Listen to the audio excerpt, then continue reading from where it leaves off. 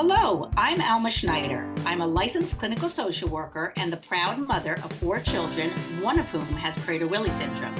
And I am Iris Miller.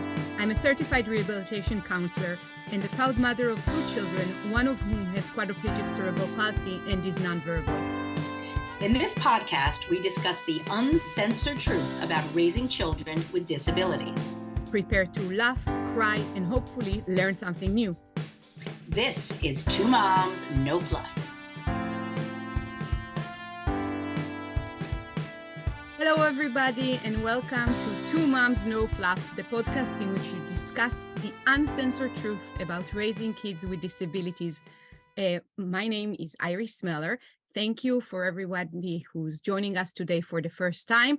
And for those who've been with us for a very long time, I want to introduce my partner, Alma Schneider. Alma? Hello. Alma, do you want to introduce our very important guest today? I would be very happy to. Welcome, everyone. Welcome back. And I am very excited about this guest that we have today. We have Andrea Roberts, who started a Mother's Rest, which is a wonderful, wonderful organization for parents who are caregivers. And I'm going to let you talk about a Mother's Rest. But first, can you tell us a little bit about yourself, where you're from, about your family before we dive into the full discussion of a Mother's Rest? Sure. Well, currently I'm living in Maryland. I have 2 sons. My oldest son has Down syndrome. He also has sensory processing disorder and ADHD, and has finally graduated from elopement, which has been my biggest stressor in caring for him all of these years. He will be 21 in April. It's hard for any of your listeners who already know me to believe that he's already 21. But then I have another son who is 18, and I'm trying to get him off to college. That's a bigger stressor than raising Reese. I'm just going to lay that out there for all you folks who've got like typical kids. Okay, like they're just not any easier. And then my husband is also here in Maryland, so this is where we're living at this time. I grew up in this area. I went away to college at the University of Alabama, ended up in the Atlanta area, and then ended up back here. So that's where I am now. Okay, great. Thank you. Andrea, can you tell our listeners a little bit about Mother's Rest and the mission of this organization for those who do not yet know what a Mother's Rest is? Sure. I'll try to put it into a nutshell for you. Mother's Rest is the second foundation that I have created. Back in 2006, I started an organization called Reese's Rainbow, which would to help families adopt children with disabilities internationally. In 2017, I retired from that and started a Mother's Rest as a mental and physical health organization exclusively for parents and caregivers who have loved ones with disabilities. So the vast majority of our guests are moms who have children with special needs, whether they're cognitive, developmental, medical, whatever the situation is. We also host dads. We host couples. We support people who are caring for their own parents. We support people who are caring for their own spouses, whether they're wounded veterans or in some other capacity. So, and what we do is we create and coordinate to offer affordable, frequent 3-night respite retreats at various bed and breakfast locations around the country. And the goal is to give ladies, mostly ladies, space to come and sleep, do nothing but sleep, and have fellowship with others if they want it. There's no organized activities, there's no schedule, there's nothing. So our hashtag and theme is sleep matters. And that's basically what we do. Great. And how did this start? Because I think that so many people know that there's a need for this, but I stumbled upon a Mother's Rest on social media, and thank goodness I did, because I will, spoiler alert, I've been, and it's pretty incredible. But there is such an obvious need for this. How did it start? How did you come up with this idea? How did it come to be? It kind of came to my mind in the beginning of 2016. My great aunt has an old Virginia farmhouse, and it was for sale. And the thought came to me that I would really like to buy that place, and just so that I would have some place to go and just disappear to. It wasn't enough to just go to a hotel for a night or something like that. Like, I wanted to disappear, not be seen by anybody. And this was, so I started a GoFundMe to try to purchase it. And unfortunately, the vision wasn't quite there yet and didn't have enough folks to help me purchase it. But when I was planning this, I realized, surely I can't be the only one that's feeling like this. That was at a dark point, I guess, for me with Reese. He was mid-puberty. I was just about ready to jump off a cliff, figuratively. I think probably a lot of women have been in that place or in that place right now. And so that's just kind of what gave me the inspiration to do it. I had started and successfully grown this other nonprofit foundation. So I had the skill base and the clientele, I guess if you want to call them that, clientele, families that I knew would need this. So instead of, it just being me, just started it with reaching out to existing B&B partners. Where, at the time, early in the organization, we did not have our own exclusive respite inn. We were able to leverage a national network of B&B partners who offered discounted rates for these moms to go away. And that's kind of just grown from there. So I want to ask you, how do you find your porch partners, the places that actually are able and willing to host all of us moms that are so desperate for the rest? It took a lot of work. We had a number of volunteers, but basically I went through the bedandbreakfast.com database, state by state, and I created a list in an Excel database, state by state, of all of these B&Bs and their contact information, so that I could send out invitations to them about what we do and how it works, and to ask if they might be in a position to support that, either in their low season or if they were in a position to offer it more than once a year. That's kind of the way that it still works today. I send out reminders every 4 to 6 months, whatever, to various states. And if anybody responds, that's great. That's kind of the way that it works with those. Wow. So before I get to my next question, I'm just curious, how many states do you have a Porch Partner? Well, it changes. I mean, it has changed. So we had, at one point we were in 25 states. Wow. Right now, I think we're down to 15. A lot has changed because of COVID. So a number of the partners that we had early on actually went out of business. Wow. Or decided to sell their property and not run it as a B&B anymore. And so that, of course, prompted me to start reaching out again to others. And then so the Porch Partners kind of rotate a little bit. We've lost some, we've gained some. Some of them are only able to support us once a year at the discounted rates. Others, like the place that you went to, Alma, they have 10 or more a year, which is like almost like having our own respite inn on the beach.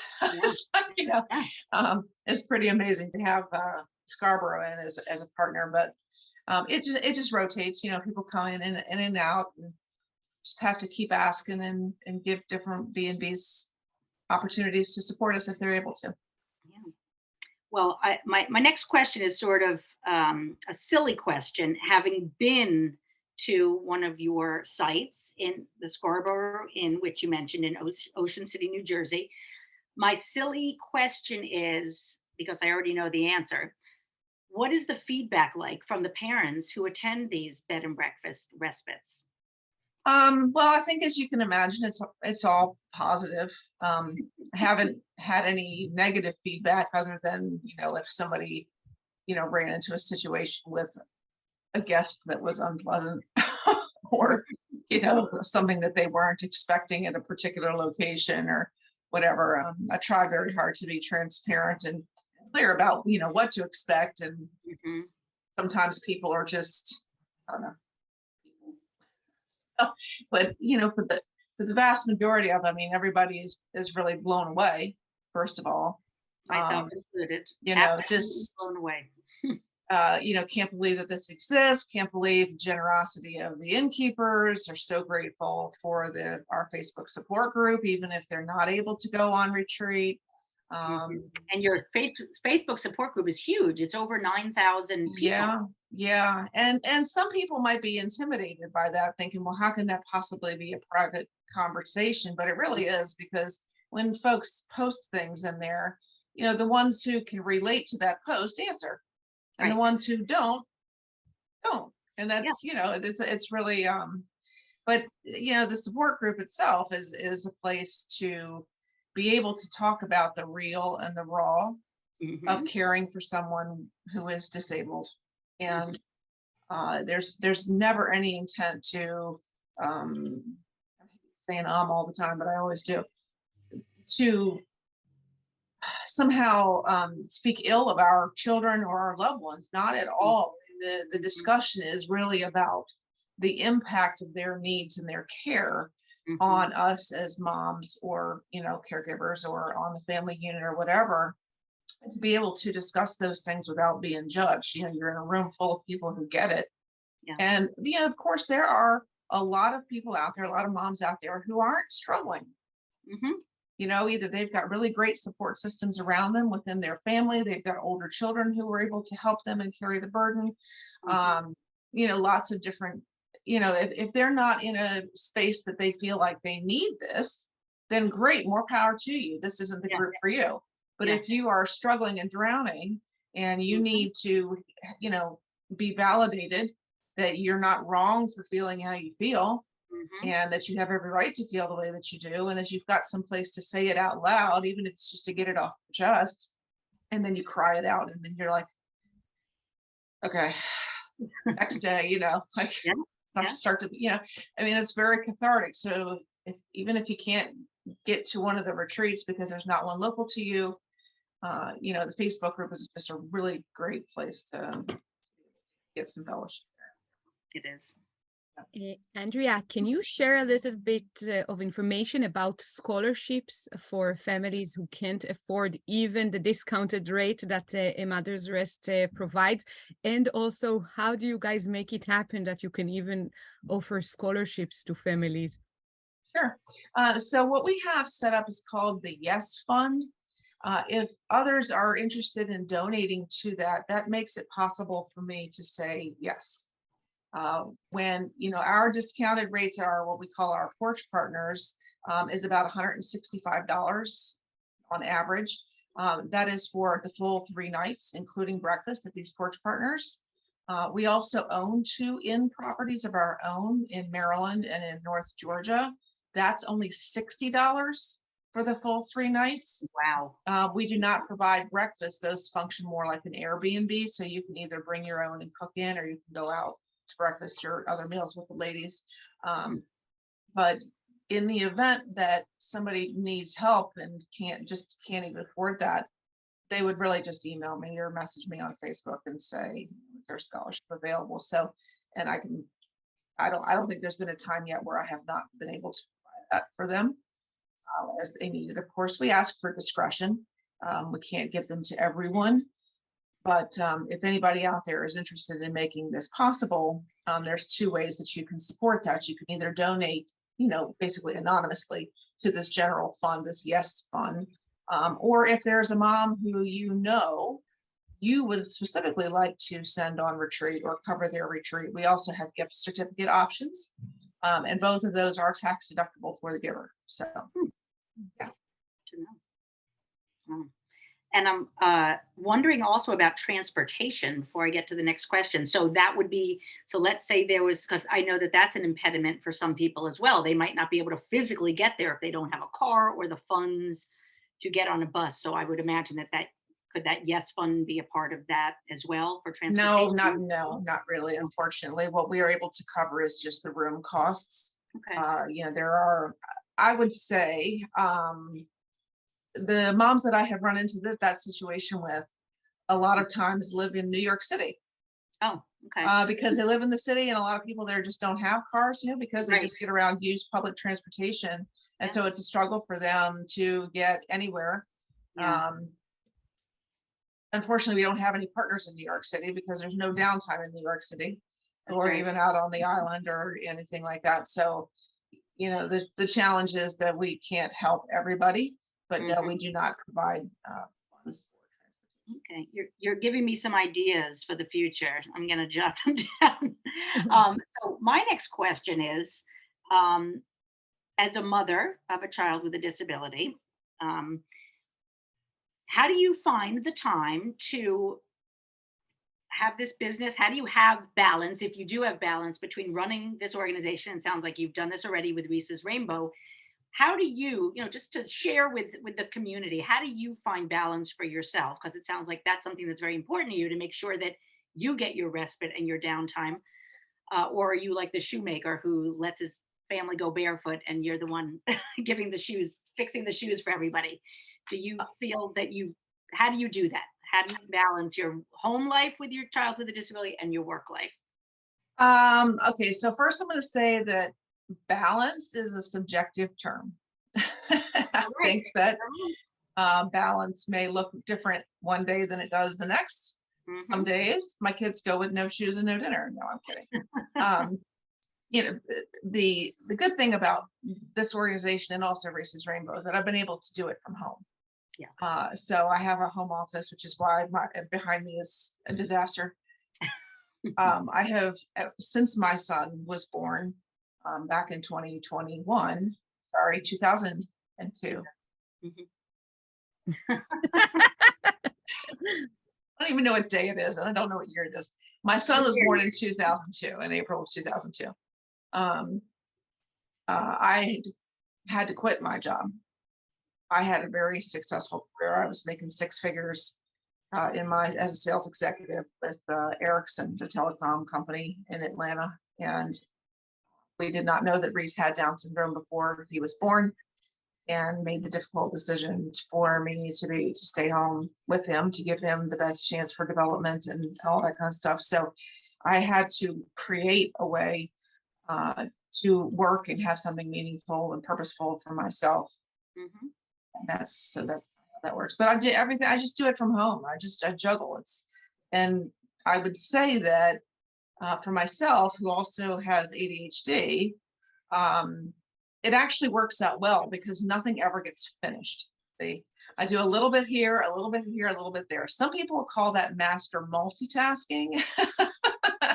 So I just like change up the verb. I'm a superhero, actually. But nothing ever gets finished. It's a little bit Yeah. here. It's half a load of laundry there. It's empty the dishwasher here. It's get Reese dressed for school here. It's Yeah. just planning out the day.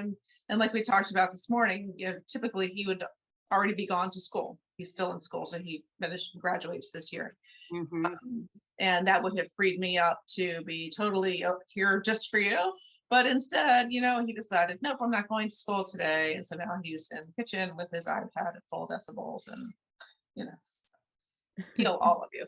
But that's really the way that it's been able to work is because I'm able to do this from home. And even when I do have to travel or I'm going visiting back to our inn in Georgia, I just take everything with me and I set up my office there. Especially during this time during COVID, the last 2.5 years anyway, my husband was working from home as well. So for the previous 16 years, he was traveling some 40 weeks out of the year. Wow. And during COVID, though, he was home, which made it possible for me to just get up and go to Georgia when I needed to, which was like 11 times in 2020 that I had to go back and forth Wow. to get that in set up. I just take my computer and all my stuff with me, and I just set up my office in one of the rooms in the inn and just work there. So that's how I balance is that I have to do it from home. Well, Iris, this is reminding me, it sounds like everything that Andrea just said that the way she runs her life is perfect is the enemy of the good. She does it here, she gets it done. It's never finished, but she's still doing it. So I think that's a good way to do it. Mhm. So, Andrea, I want to ask you, like, as amazing as the organization is right now, what are your plans for a mother's rest for the future? What do you want or envision for, better, bigger, better? I don't know what it is, the standard that you are imagining for the future. Well, I will, in answering that question, I'm going to give it to you kind of two-pronged. I'm going to tell you what the vision was to start and what the vision is, what the realistic vision is post. Because those policies and the way that changed literally the landscape and the economy that we are living in has drastically changed the expected growth, my planned growth for the organization. So pre-COVID, the plan was that we would be able to find donors to help us purchase ins in several regions around the country, as many as 10 regions, so that we would have those year-round, every weekend respite ins available to people everywhere, and to fill in the holes where the B&Bs in high visitor locations like Florida, we have trouble finding partners in. Texas, California, places that don't have a down season, they have not been we have nobody there, but those are very high population states, right? So that was the goal. Really was to be able to have a lot of these inns available and running. Now, I really don't know that that's going to happen ever. I was really hoping to do a third inn this past year, and that just did not happen because the economy has tapped out all of our major donors, our existing donors. If there's anyone out there listening who has a diamond donor, that is best for us. Fundraising is not an option to raise, $500,000 or more to purchase a house outright. We cannot afford to have a mortgage on top of the regular bills and the maintenance, to have an innkeeper or caretaker there. So it has to be paid for in cash. And so, private foundations might be a good option, but private individuals who do have the means to make that kind of a donation are the kinds of folks that we're really looking for. So I'm just going to lay that out there in real and raw. We were very, very blessed to have 2 or 3 donors who made the 2 inns that we have now possible during the high market, the high economy that we've just come out of. And now it's those donors are tapped. And so if any, just keep that in the back of your mind. Just absolutely. It's not even just if there's somebody who wants to donate a house that's only got like 3 or 4 bedrooms, that really isn't feasible. It needs to be 7 or more. It needs to be like a bed and breakfast property that's not going to take a whole lot of updates. So, we also hoped, another thing that I hoped for pre-COVID, and that may still happen, but I don't know that I personally got the energy to make that happen, is to have a planned community where and they're very popular now. I mean, these planned communities with, swim, tennis, and all this other kind of stuff that people really, and all the grocery store and everything in it. Mm-hmm. The planned community would be for families who have children with disabilities. Wow. And it would be those home purchases, we would have a developer and builders, multiple builders, and people would buy their homes in this community who have children with disabilities, plan their houses based on the needs of their children, if they've got mobility issues or what have you. And then within the community, grocery stores and all the specialists that you need, and this self-contained kind of thing, and not in an isolationist way, like we shouldn't be able to live out in the world and normalize our kids, but for fellowship, for chosen fellowship. So those who wanted that kind of environment, and then it would also include staffed respite caregivers. Wow. So that the parents or the caregivers can go do what they need to do, and their loved one has somebody qualified already on staff with community.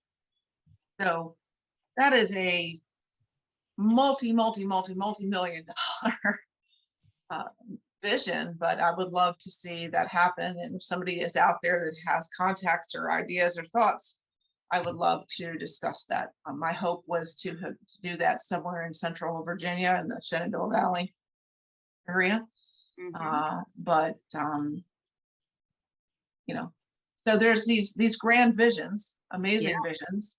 I love that vision. But at this part, at this time in my life where I'm trying to get kids off to college and deal with an adult transition and finding my own self, I'm hit 50 now, and all of my check engine lights are coming on. So I have, I'm dealing with my own health struggles, and I'm feeling a little comfortable coasting with what we've got and just maintaining what we have for right now. And, maybe in this podcast, somebody is going to hear this and be like, oh my gosh, I've got the perfect idea. I've got the perfect person, That's what we're hoping for. And that's, for me, I mean, I don't know if you are believers, but for me, God drops things in my lap as he intends to do. And he calls me up when it's time, and all of the stars align and things fall into place the way that they should. So I'm not sitting around waiting for that, but when and if it happens again, I will just continue to put the word out that the need is there. The need continues to grow for these caregivers. The more and more people who join our group and are like, oh my gosh, why can't, you don't have any place out in Texas. You don't have enough places in California. We need, I'm at a loss. So I hope somebody out there hears this and will come to me with ideas and plans and money. Yes, I hope so too. Since all of us, or many of us listening, and at least Iris and I, have children with disabilities, what would you say, because you've really done quite a bit for the disability community while having a child with a disability? I'm wondering, I don't know if it's part personality or if it's something else, something that just came to you, but what would you tell people who are at the beginning of this journey of having a child with a disability, whether they're adopted, biological, what have you? What would you say to a person who's just starting the journey of having a child with a disability? Okay, so that's a very good question because it applies deeply to me. And even though I got involved and started Reese's Rainbow early in Reese's life, he was only 4 at the time.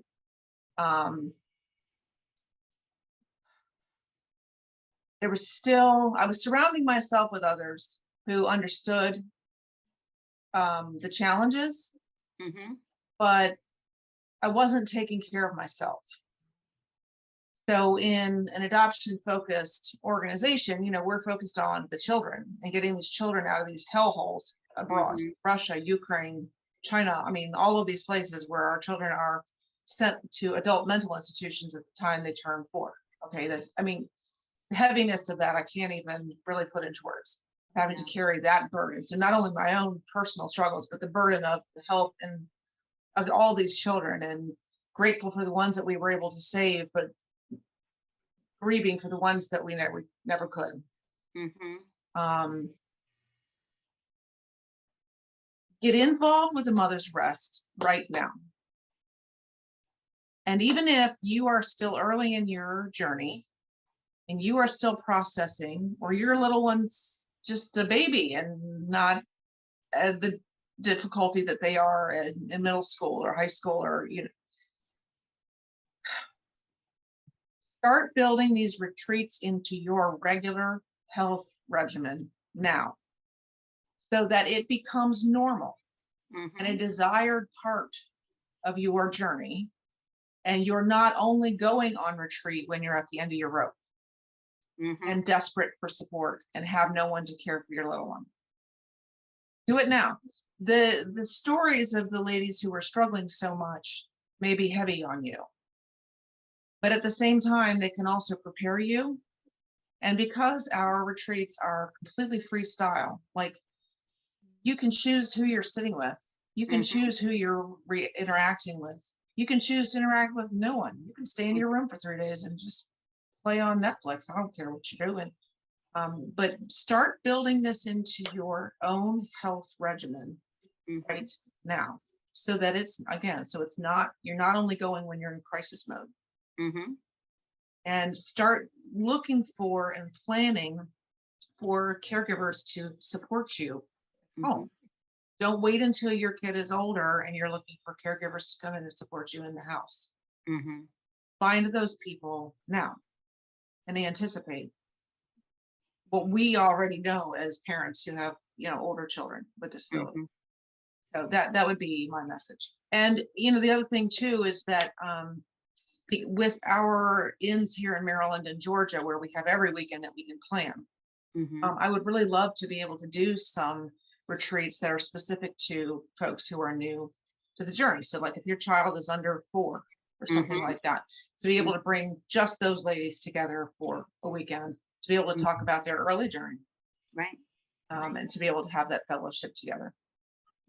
So self-care. So even if people aren't near one of your retreats, get on a support group, Facebook page, private page, meet up. And we have a whole episode about that, finding your community, how important. And we're always preaching that it is so vital that we find people that we can share this journey with, because it can be very lonely, very isolating, and it can only benefit our children to have that or that comfort level that other people get us and get our situation.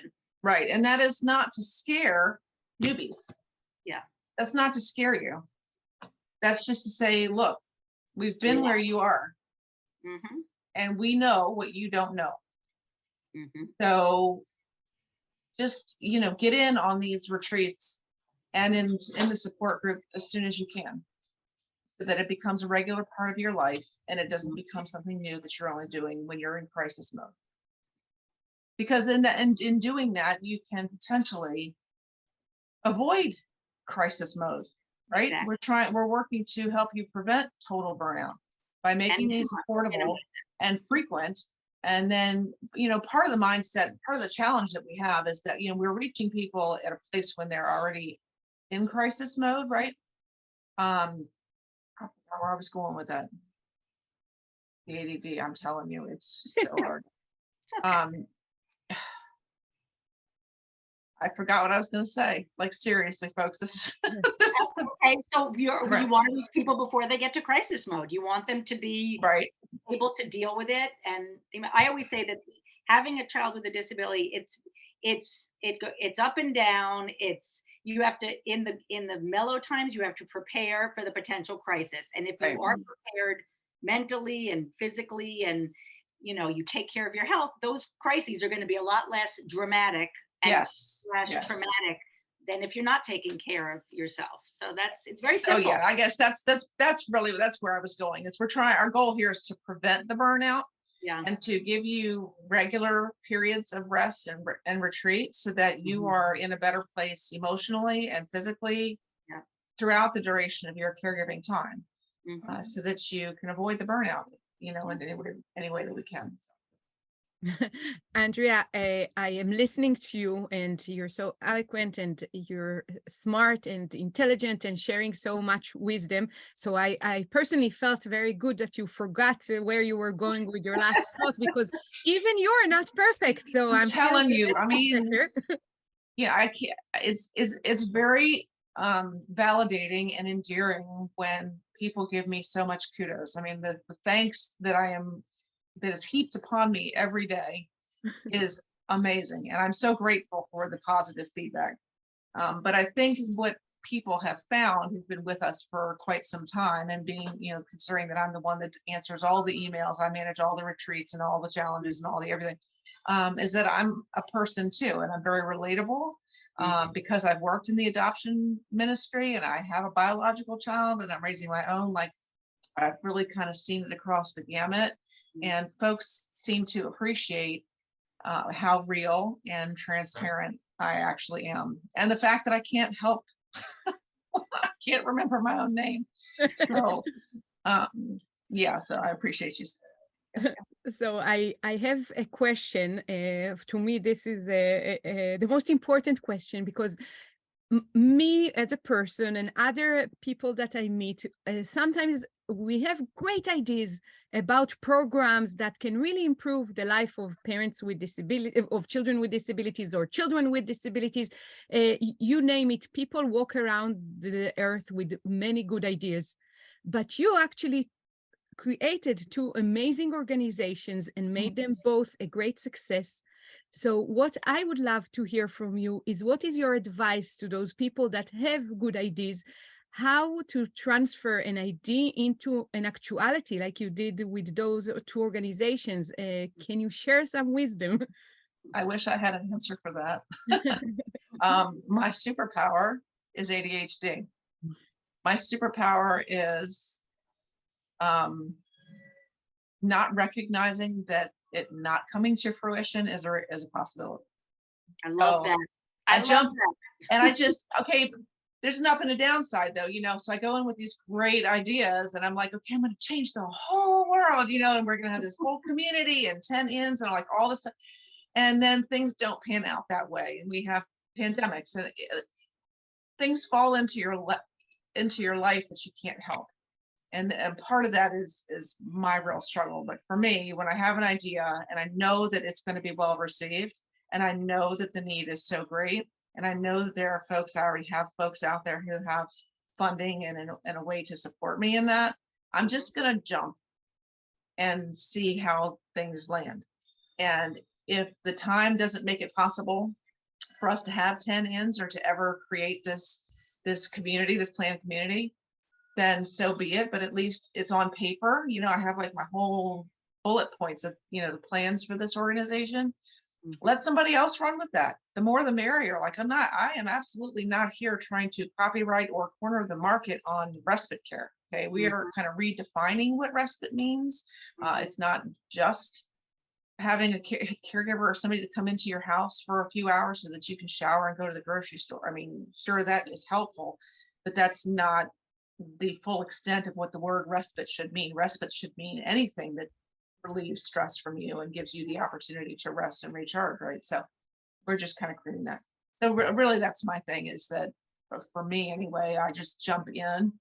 I'm using my own existing skills and, customer care and the social media and marketing and a very passionate topic, and just seeing how it pans out. But for those who have ideas, there's a lot of disappointment out there. There's more disappointment than there is success. And I don't really have a rule for success, but don't be discouraged if you've got an idea that just doesn't pan out. Maybe it's not meant to pan out right now. Maybe you're not connected with the right people quite yet. Reach out to somebody who has been through it. Like if you're just wanting to start your own 501c3, that paperwork is not hard to do and to file yourself. And I don't mind guiding people through those steps and telling them what has to be done and blah, blah, blah. Just to make yourself legal before you start accepting funds from folks. But look around on the internet and see if there are other organizations that are doing something similar to what you're doing or what you're proposing, and get some ideas from them. And the other thing I would say is, don't reinvent the wheel. Again, if there's another organization out there that's kind of doing what it is that you think needs to be done, how can you expand on what they're doing? How can you partner with them as opposed to creating your whole separate organization? That's, really where I would go with that. Yeah, very inspiring. You're giving me a million ideas just in this short conversation. Is there anything that we haven't talked about that you would like to share with our audience, or something you want to get off your chest, or whatever it is, before we end this very wonderful episode? I think, we talked about this last week, but I think the most important thing that I want folks to understand when they find our Facebook group is that A Mother's Rest is much more than just a support group. Okay. There's actually a full legal 501c3 organization behind this. And it requires donations. We function entirely on private donations. Grant writing is very difficult for us because The competition is so great. The return on investment versus like the amount of time that it takes to write grants and the ones that you actually get are so minimal that it's almost not worth it. Mm. So that's why when I was speaking earlier, if anybody knows diamonds out there who like to give anonymously or would like to be part of, helping us find and start another inn, send them my way. Let's talk about that. But I do run the vast majority of everything behind the scenes. We have 2 innkeepers, God bless them, Sharon and Amy, who take care of our homes in Maryland and Georgia. So I'm not having to do the manual physical work of resetting the inn every week. But we function entirely on donations. So we encourage folks to donate either to the Yes Fund, the General Fund. You can support the Georgia Inn, support the Maryland Inn, whatever you like. But that's just kind of what I want to. That's an important thing for people to understand is that we do not have any federal funding, state funding, none of that stuff. We are entirely on private donations. Great. And it was a wonderful, wonderful respite. I'll be donating myself. Thank you. It was truly talk about fellowship, just being surrounded by other moms who I went on the mom weekend, and it was just, we were so well taken care of. Having the extra third night was a huge benefit. It really made a difference. Going past 2 nights felt very indulgent, but it wasn't. It was needed. It's necessary. That third night is when the physical decompression actually happens. Yes. So I understand that a lot of ladies can't stay the whole 3 nights, but make it a priority to make that arrangement because that's really when you're going to get the most out of your time away is on that third night. Very true. So thank you so much. The last thing that I wanted to add that we didn't cover is that even if there is not a porch partner in your area, you can go to another state. You are not bound to your state. So I think that that's really important. If somebody wanted to go drive to another state, they can stay in one of your inns. So just going, we're going to put this all on our Facebook page and our Instagram page, but when you go to a mothersrest.org, it says retreat calendar, and you just click on it and you can see all the inns and all the available slots. Oh, and one more thing I wanted to mention that we didn't cover is that if everything says sold out or booked, get on the waiting list because it's the nature of our lives that things change in an instant, and you might not be able to. Somebody might not be able to go, and chances are you'll get in to that weekend if even though it's booked. So I'll touch on that, just the details of that, how our wait lists are different than others. When you register for the wait list, there's no cost or anything like that. You can add yourself to as many wait lists as you want to that are applicable to you, as long as it's not like a diagnosis specific weekend or something like that. But when we have a cancellation, and we have a lot of cancellations, they are not always last minute. I understand that's an issue for people who would not be able to get care last minute, but when we have an open room, I send one email to everybody on the wait list at the same time. So by the time that I send that email, some of those people might not be able to make that weekend anyway, but then it's first to re-register gets the room. So it's totally fair to everybody, and I don't go in order of who registered for the wait list because it's in the interest of time. So you actually have a very high probability of getting in. You are welcome to attend as many retreats in any locations that you're able to get away to. There's no limit. You're not taking a space from somebody else by registering for lots of them. You're taking space for yourself. So don't feel that guilt and that shame. And that was one of those things I was trying to talk about earlier, is that one of the things that we are up against when we're working with moms is that we're catching them in a place where they are feeling anxiety or guilt or shame about going away and taking this time for themselves. And so as a new mom, if you start doing this early, then you eliminate all of that.